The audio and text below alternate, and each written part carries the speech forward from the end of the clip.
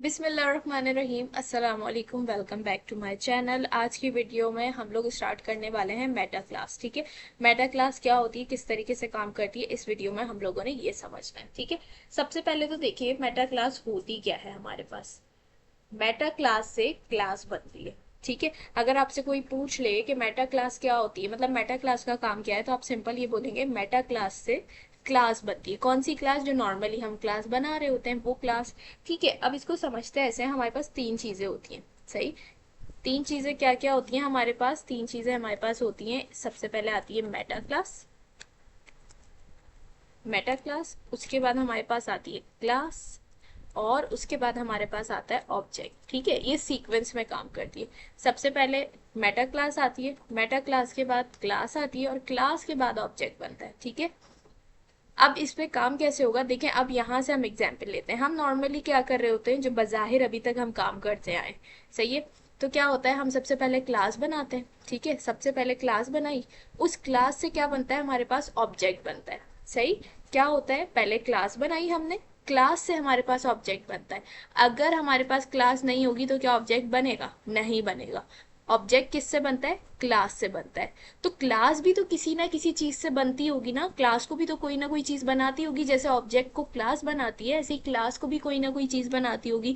तो वो चीज क्या है? हमारे पास मेटा क्लास है। सही है, तो इसलिए मैंने यहाँ पे सीक्वेंस से चीजें लिखी हैं कि सबसे पहले मेटा क्लास आती है, मेटा क्लास से हमारे पास क्लास बनती है, और क्लास से फिर हमारे पास ऑब्जेक्ट बनता है। ठीक हो गया, यहाँ तक ये चीजें क्लियर हो गई। स्टेप वाइज हमने समझ ली कि मेटा क्लास क्या होती है और कैसे काम करती है। सबसे पहले आती है मेटा क्लास। अब आप बोलेंगे कि नॉर्मली तो भाई हम लोग अभी तक क्लास बनाते हैं, हम ऑब्जेक्ट बनाते हैं, मेटा क्लास का होती है वहां पे। तो देखिए मेटा क्लास ना डिफॉल्ट होती है और कस्टम होती है। अभी तक जो हम काम करते आए ना, हम वो डिफॉल्ट मेटा क्लास पे करते आए। सही है, जो बाय डिफॉल्ट होती है। बाय डिफॉल्ट का मतलब क्या होता है? जो पाइथन की तरफ से होती है चीजें, जो हम खुद से सेट नहीं करते, जो पाइथन की तरफ से पीछे से सेट हुई हुई है। हमें बाहिर नजर भी नहीं आती कि वो कैसे काम कर रही है, क्योंकि वो बाय डिफॉल्ट होती हैं। ठीक है, पाइथन की तरफ से ही सारी चीजें सेट हुई हुई, रूल सेट हुए हुए होते हैं कि ये चीज ऐसे काम करेगी। तो डिफॉल्ट मेटा क्लास वही होती है। अब हम इसकी एक एग्जाम्पल लेते हैं ताकि आपको अच्छे से समझ में आए कि मेटा क्लास काम कैसे करती है। हमने एक क्लास बनाई।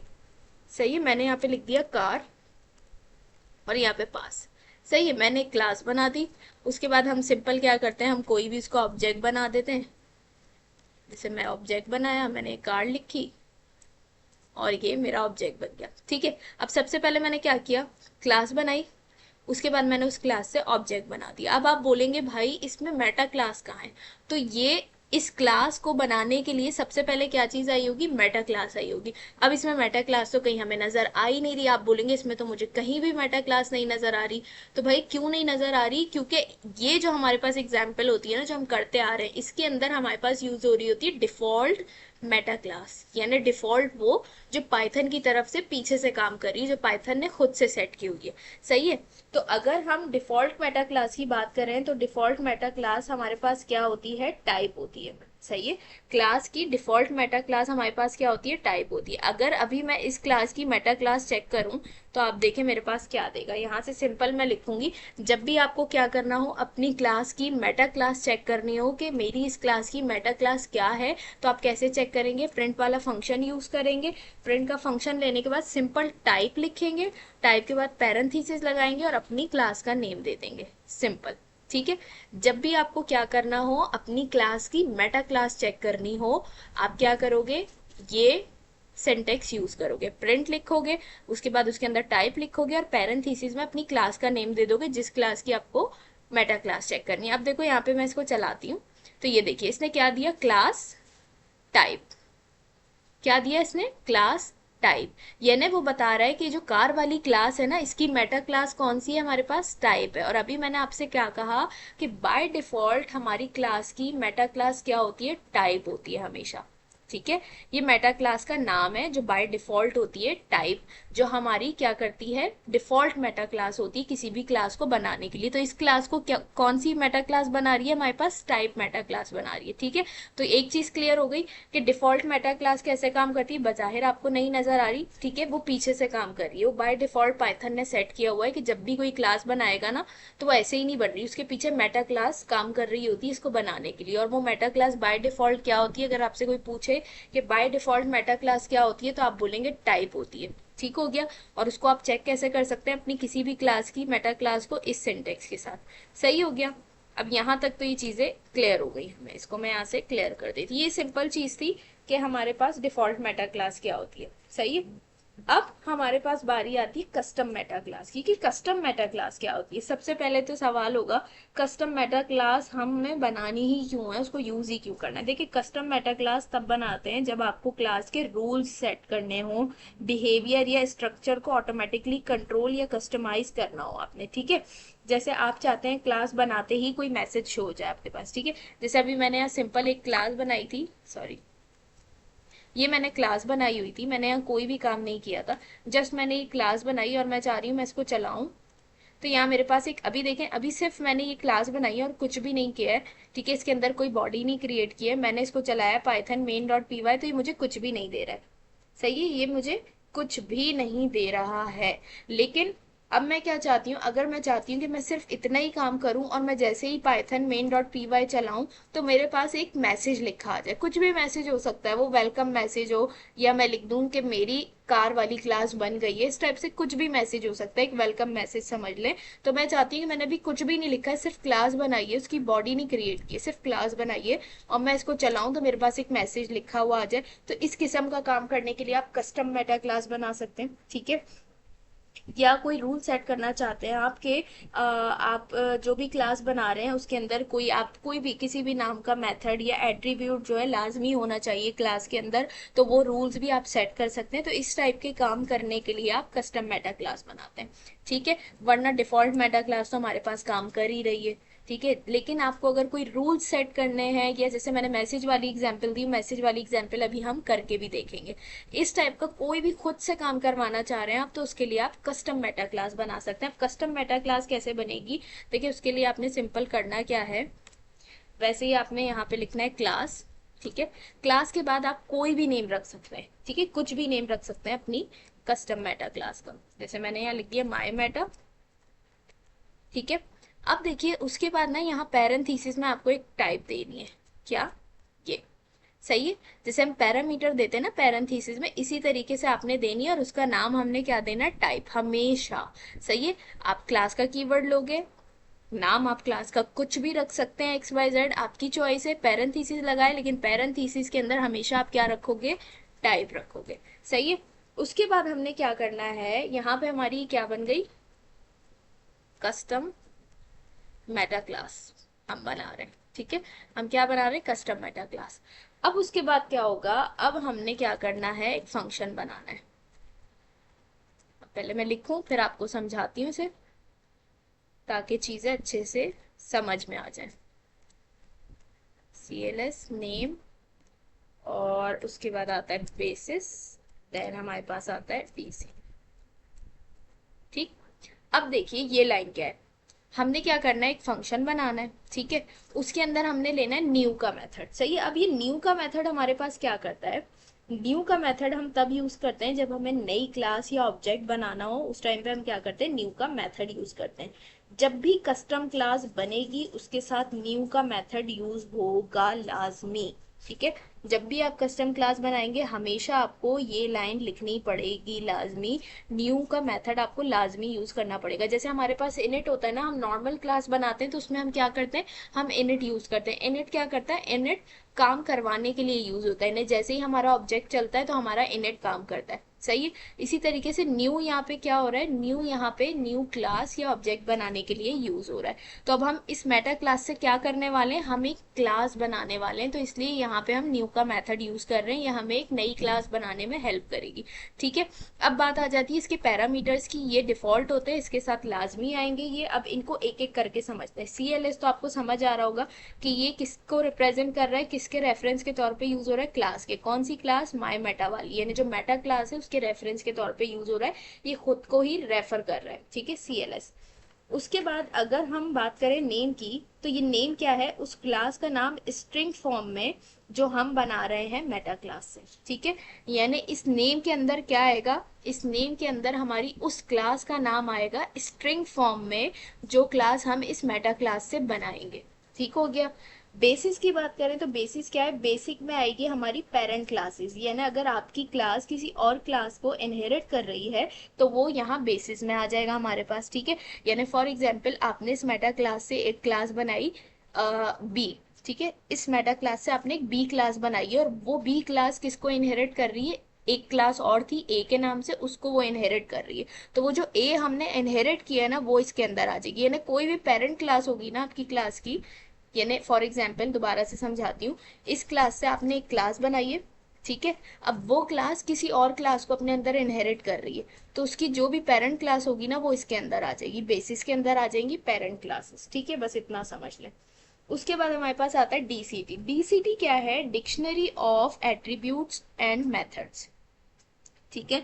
इसका मतलब क्या है, क्लास के अंदर जितने भी मेथड्स और वेरिएबल्स होते हैं ना वो सब इस डिक्शनरी के अंदर होते हैं हमारे, ठीक है। कौन सी क्लास के, वो क्लास जो हम इस मेटा क्लास से बनाने वाले हैं, ठीक है, उसके अंदर जो भी आप मेथड्स यूज करेंगे, जो भी वेरिएबल्स होंगे वो सब इसके अंदर आ जाएंगे, ठीक हो गया। ये चीजें क्लियर हो गई यहाँ तक। अब उसके बाद आपने क्या करना है, सिंपल, अब आपने जो भी इससे काम करवाना है ना वो आप बता देंगे। अब मैंने आपसे कहा था मैं एक मैसेज वाली एग्जांपल ले रही हूँ कि मैं एक मैसेज देना चाहती हूँ, मैं चाहती हूँ कि जैसे ही मैं अपनी क्लास बनाऊँ ना, और मैंने आपसे कहा कि मैं उस क्लास के अंदर उसकी बॉडी क्रिएट नहीं करूंगी, जस्ट क्लास बनाइए और मैं यहाँ पे चलाऊँ तो मेरे पास एक मैसेज आ जाए, सही है। तो यहाँ प्रिंट लिखने के बाद मैं यहाँ स्ट्रिंग मेथड यूज करती हूँ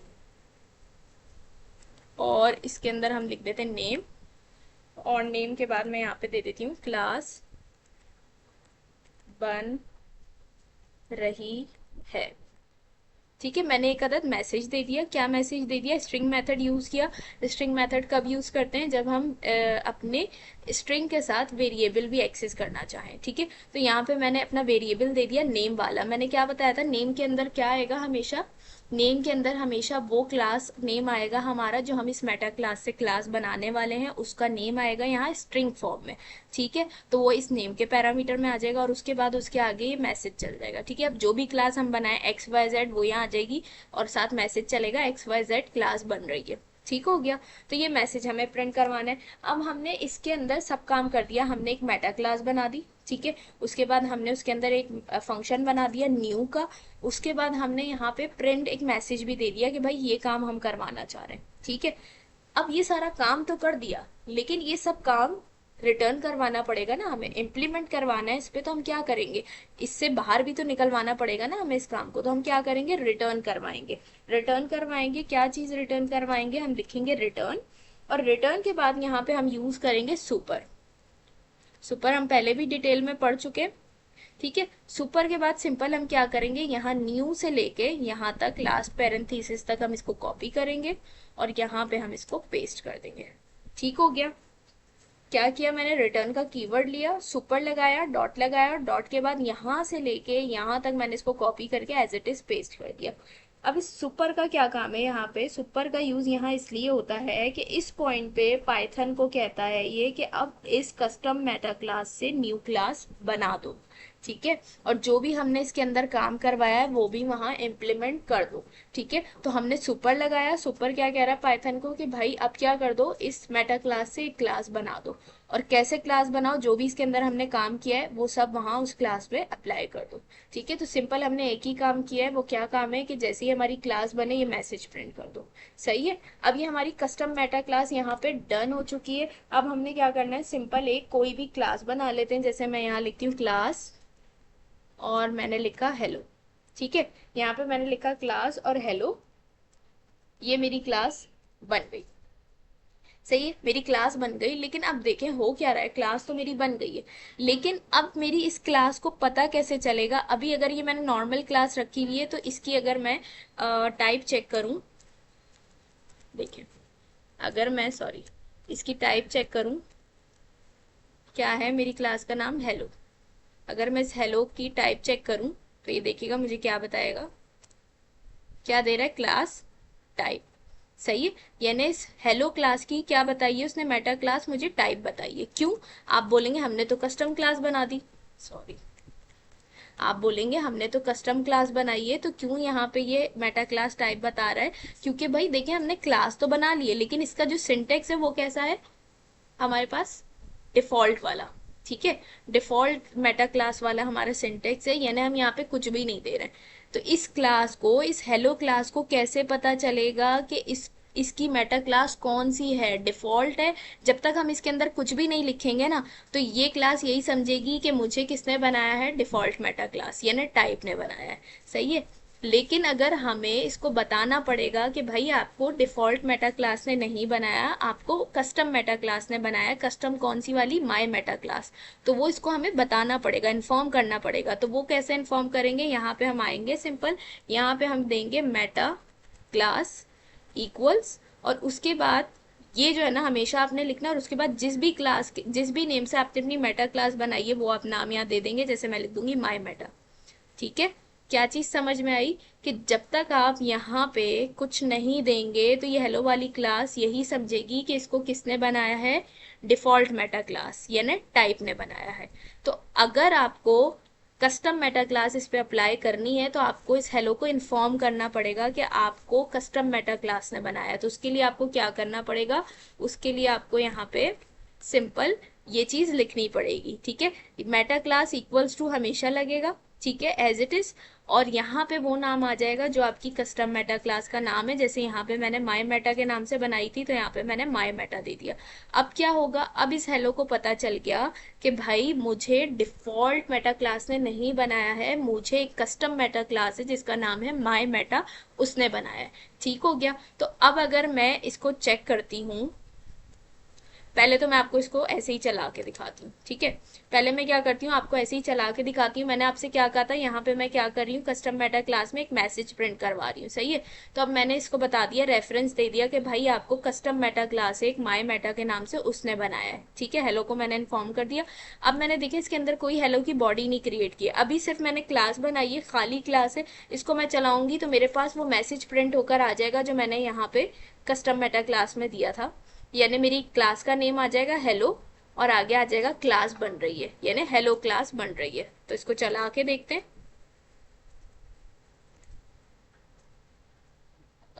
सॉरी, ये देखिए क्या आ गया, हेलो क्लास बन रही है। अब ये क्लास बन रही है क्या है, हमारे पास मैसेज है यहाँ पे जो हमने दिया था, थोड़ा सा मैं ऊपर करती है, देखिए क्लास बन रही है, हमारे पास क्या है, मैसेज है, और ये हेलो क्या है, ये हेलो हमारी इस वाली क्लास का नेम है जो यहाँ पे आ गया। मैंने आपसे क्या कहा था, नेम वाला पैरामीटर क्या करेगा, हमारी जो भी हम क्लास बनाएंगे उसके नेम को स्ट्रिंग फॉर्म में लेकर आएगा यहाँ पे। तो वही हुआ यहाँ पे। अगर फॉर एग्जाम्पल मैं यहाँ से नेम चेंज कर दूं, कि मैं लिख दूं यहाँ पे फॉर एग्जाम्पल मैं अपना नाम लिख देती हूँ, ठीक है, उससे कोई इशू नहीं होगा। और अब इसको मैं चलाती हूँ तो देखें क्या आ रहा है, सैयदा क्लास बन रही है। ठीक है। तो इस तरीके से आप क्या कर सकते हैं, ये काम कस्टम मेटा क्लास के थ्रू करवा सकते हैं। अब अगर मैं इसकी क्लास चेक करूं, इस यहाँ से मुझे चेंज करना पड़ेगा, सैयदा ही लिखना पड़ेगा। ठीक है। तो अब अगर मैं क्या करूं, इसकी टाइप चेक करूं, यानी ये जो सैयदा वाली मेरी क्लास है इसकी मेटा क्लास कौन सी है। पहले ही हमें क्या दे रहा था, जब तक हमने यहाँ पे रेफरेंस नहीं दिया था अपनी कस्टम मेटा क्लास का, तो ये हमें क्या दे रहा था, इसकी मेटा क्लास टाइप। लेकिन अब अगर हम चेक करेंगे तो अब हमें ये क्या बताएगा, इसकी मेटा क्लास माय मेटा। ये देखिए पहले इसने मैसेज चला दिया और बाद में इसने हमें इसकी क्लास क्या बता दी, मेन माय मेटा। ठीक हो गया। तो इस तरीके से हमारे पास क्या हो रहा है, इस तरीके से हमारे पास यहाँ पे कस्टम मेटा क्लास काम करती है। तो यहाँ पे हमने देखा मेटा क्लास क्या होती है, किस तरीके से काम करती है, डिफॉल्ट मेटा क्लास को भी देख लिया हमने और कस्टम मेटा क्लास को भी देख लिया। आई होप यहाँ पे कस्टम मेटा क्लास और डिफॉल्ट मेटा क्लास का कॉन्सेप्ट क्लियर हो गया होगा। इस वीडियो को यहीं पे एंड करते हैं। अगर वीडियो अच्छी लगी हो तो लाइक कमेंट शेयर करना मत भूलिएगा। इंशाल्लाह आप लोगों से नेक्स्ट वीडियो में मुलाकात होगी, तब तक अपना बहुत सारा ख्याल रखिएगा, मुझे अपनी दुआओं में याद रखिएगा। अल्लाह हाफिज।